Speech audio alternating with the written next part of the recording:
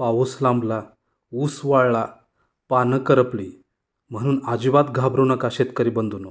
आम्ही आहोत आपल्या मदतीला.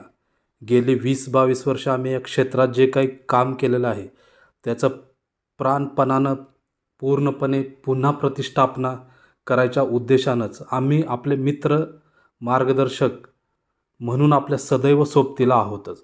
अजिबात काळजी करू नका. वनस्पती ही प्रामाणिकच असते.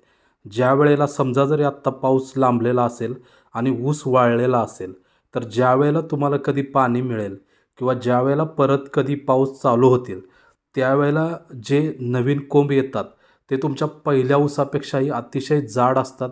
पहिल्या ऊसाला गाठून पुढे जातात. त्याची पानं 4 बोटं रुंदी असतात.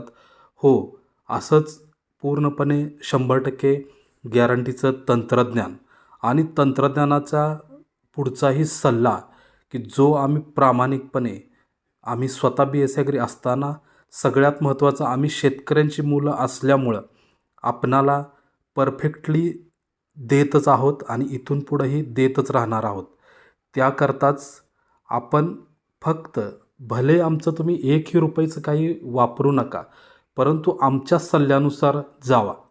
ज्या वेळेला तुम्हाला 1 महिन्यानंतर पुन्हा 15-20 दिवसानंतर पुन्हा पाणी भेटेल किंवा पाऊस कंटिन्यू पडायला लागतील, त्यावेळेला फक्त काय करा, फक्त जास्तीत जास्त 850 ते 950 रुपयेपर्यंत खर्च येईल.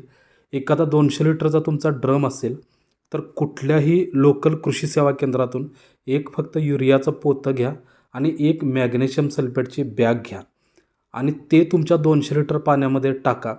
थोडंसं आणखी तुमचं बजेट असेल तर त्याच्यामध्ये पांढरी मुळी जास्त सुटण्यासाठी तुम्ही ह्युमिक ॲसिड वापरा. समजा जर तुम्हाला ह्युमिक ॲसिड सोबतच सीवीड एक्स्ट्रॅक्ट वापरायचं असेल तर ते सुद्धा वापरा.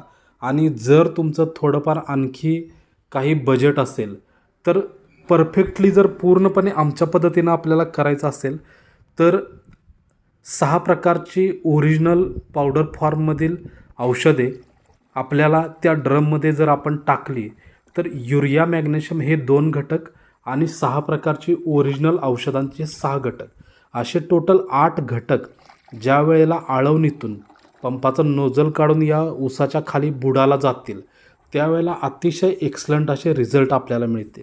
आणि जर आपणाला पाणी भरपूर असेल तर लगेच लागवड टाकायच्या नादाला अजिबात लागू नका.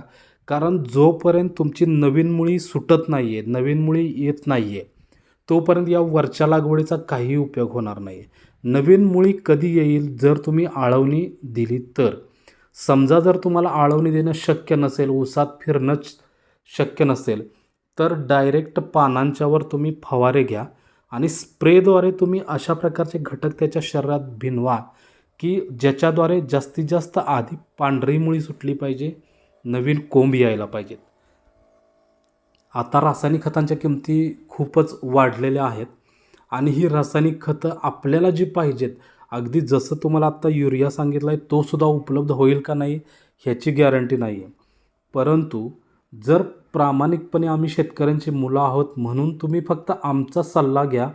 तुम्ही आमचे प्रोडक्ट वापरा अगर न वापरा, परंतु आम्हाला एक कळकळीनं वाटतं की आम्ही शेतकऱ्यांची मुलं असल्यामुळं की जरी तुमचा ऊस वाळलेला असला तरी एवढं वर्षभर तुम्ही जे काही कष्ट केलेलं आहेत हे तुमचं कष्ट वाया जाऊ नयेत आणि तुम्हाला प्रॉपर तुम्ही घातलेला किमान खर्च निघून तुम्हाला काहीतरी वरती आणखी रुपये मिळावेत या उद्देशानं तुम्ही प्रॉपर जर आमच्या सल्ल्यानुसार करणार असाल तर नेमकं कुठलं खत टाकायचं, कुठल्या फवारण्या घ्यायच्या, कुठल्या आळवण्या घ्यायच्या, यासाठी फक्त तुम्हाला काय करायचं आहे, तुमचा जो काय जसा काय जिथं काय वाळलेला ऊस असेल त्याचे खालपासून वरपर्यंत आम्हाला एक 7 ते 8 फोटो फक्त पाठवा.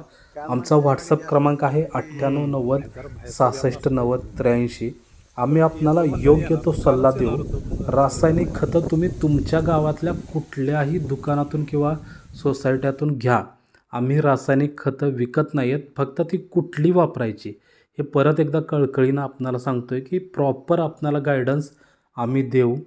आमच्या पद्धतीनं जा. हा वाळलेला ऊससुद्धा हिरवागार करायची जबाबदारी आमची. तुम्हाला बऱ्यापैकी चांगलं ॲव्हरेज द्यायचीसुद्धा जबाबदारी निश्चितपणेच आमचीच होय, कारण आम्ही शेतकऱ्यांची मुलं आहोत.